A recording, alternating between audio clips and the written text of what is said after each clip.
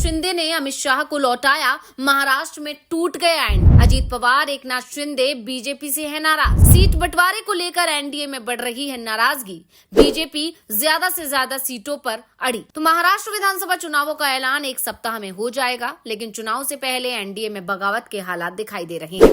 NDA में शामिल तीनों ही दलों के बीच मतभेद खुलकर सामने आ गए हैं। एक तरफ बीजेपी है जो ज्यादा से ज्यादा सीटों पर चुनाव लड़ने की तैयारी कर रही है, तो दूसरी तरफ एकनाथ शिंदे बीजेपी को उसके पुराने वादों की याद दिला रहे हैं। अजीत पवार की भी बड़ी दावेदारी है, जिस कारण से सीट बंटवारे का काम लटका दिखाई दे रहा है।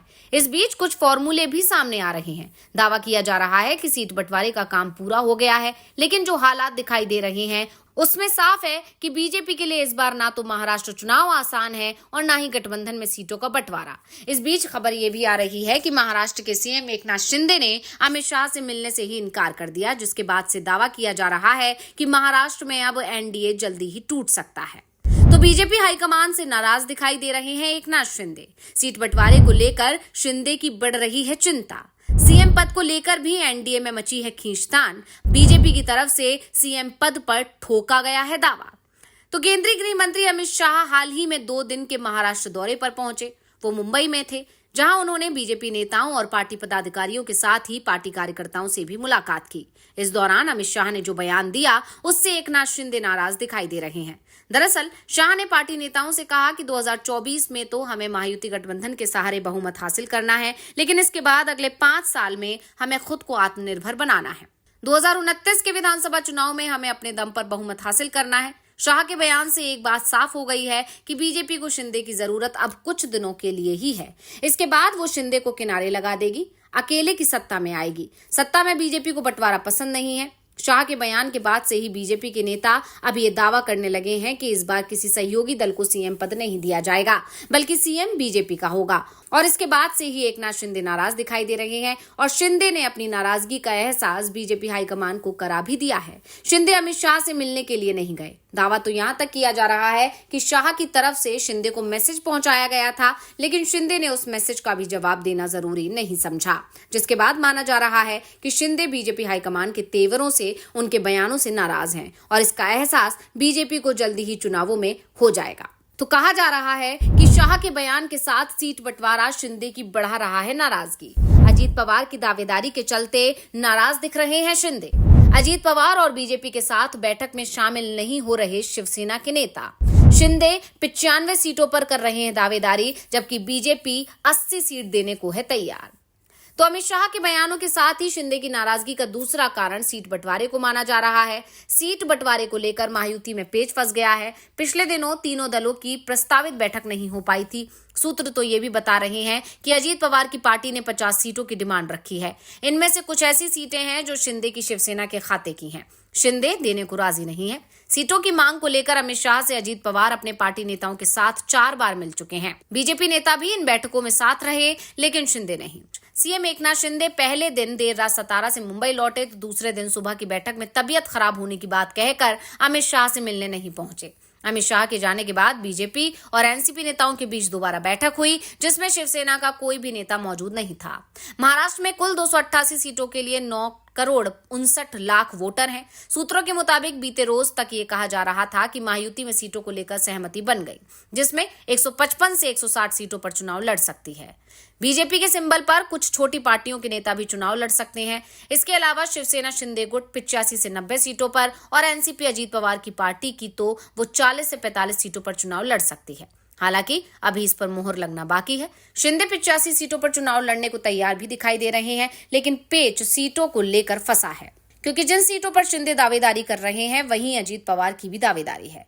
दरअसल महाराष्ट्र में पहली बार ऐसा मौका आया है जब एनसीपी और शिवसेना दोनों ही एक ही गठबंधन का हिस्सा हों। अब तक शिवसेना और बीजेपी एक पाले में होते थे, तो कांग्रेस और एनसीपी दूसरे पाले में। लेकिन 2.5 साल में शिवसेना और एनसीपी में विभाजन हुआ है और दोनों ही गुट अलग अलग पाले में हैं, और यही टकराव का सबसे बड़ा कारण बन गया है। तो कहा यह जा रहा है कि शिवसेना और एनसीपी के बीच सीट के चुनाव पर सहमति नहीं बन रही है। दोनों ही दलों के बीच 20 से 22 सीटों पर सीधा टकराव नजर आ रहा है। पश्चिम महाराष्ट्र और मराठवाड़ा की अधिकांश सीटों को लेकर विवाद छिड़ा हुआ है और बीजेपी के अधिकांश सीटों पर किसी की दावेदारी नहीं है। दरअसल महाराष्ट्र में अब तक जो चुनाव हुए हैं उसमें एक पैटर्न सा दिखाई दिया था।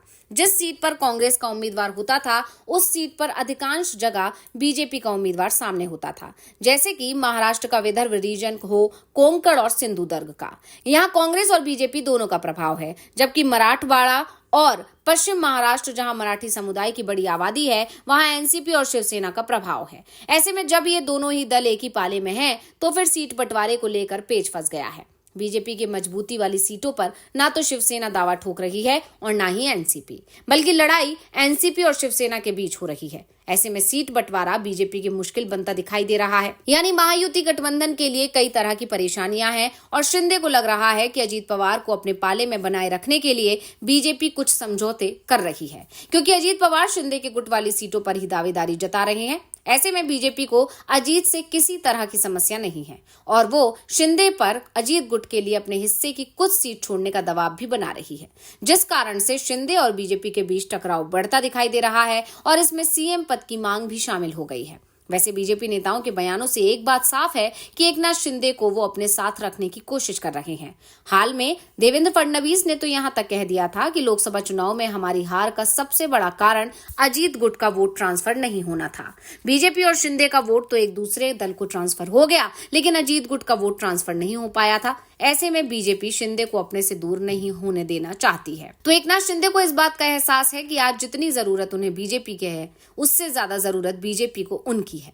बीजेपी हाईकमान को उस बात का एहसास है कि अगर महाराष्ट्र की कुर्सी उनके हाथ से फिसल जाती है तो दिल्ली की सत्ता संकट में फंस जाएगी। बीजेपी के लिए इस बार महाराष्ट्र चुनाव जीतना दिल्ली की कुर्सी को बचाने के लिए बेहद जरूरी हो गया है और इसी के चलते बीजेपी ने महाराष्ट्र में विधानसभा चुनाव के ऐलान से पहले ही अपनी पूरी ताकत झोंक दी है। लेकिन बीजेपी को इस बात का भी एहसास है कि वो बिना मजबूत गठबंधन के महाविकास अघाड़ी का सामना नहीं कर पाएगी। इसलिए अजीत पवार और एकनाथ शिंदे को साथ में रखने की कोशिश हो रही है। शिंदे को अपनी हैसियत का अंदाजा है, इसलिए वो अब बीजेपी पर दबाव बना रहे हैं कि वो महायुति गठबंधन की तरफ से चुनावों में शिंदे को सीएम पद का उम्मीदवार घोषित कर दे और इसका ऐलान सार्वजनिक किया जाए, जिससे चुनावों के बाद सरकार बनने पर किसी तरह की परेशानी ना हो। लेकिन इस बार बीजेपी की तरफ से शिंदे को इस तरह का कोई आश्वासन नहीं दिया जा रहा है, जिसके चलते एनडीए में इस समय तनाव चरम पर दिखाई दे रहा है। ऐसे में एक बात साफ है कि आने वाला एक सप्ताह महाराष्ट्र की सियासत में बेहद हंगामेदार होने वाला है। इस दौरान एनडीए को कई झटके भी लग सकते हैं। वैसे भी दल बदल के चलते सबसे ज्यादा झटके तो बीजेपी को ही लग रहे हैं। उसके कई नेता दल बदल चुके हैं और चुनाव का ऐलान होने के बाद कई नेता दल छोड़ जाएंगे, इसके भी संकेत मिल रहे हैं। तो ये जानकारी आपको कैसी लगी, हमें कमेंट करके अपनी राय जरूर दीजिएगा और इस तरह की तमाम जानकारी के लिए देखते रहिए द धाकड़ न्यूज और इस चैनल को सब्सक्राइब करना ना भूलें। साथ ही इस वीडियो को शेयर जरूर करें। धन्यवाद।